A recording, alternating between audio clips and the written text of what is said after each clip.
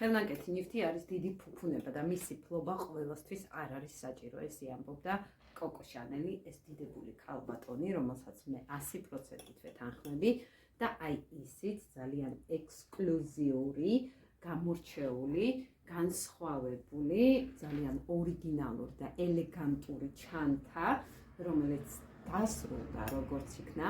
მსგავს ჩანთას ვერც თემუზე შეიძენ და ვერც ამაზონზე გამოიწერ. არის ერთადერთი ეგზემპლარი, სრულიად ხელნაკეთი თავიდან ბოლომდე და მსგავსი ჩანთა ვეღარასდროს ვეღარ გამეორდება, იქიდან გამომდინარე, რომ ეს ქაოსი, რომელიც ამ ჩანთაზე არის გამოსახული, ჩემ ცხოვრებაში იყო ახალი წლის წინა პერიოდში და მეორეჯერ მსგავსი აღარ გამეორდება.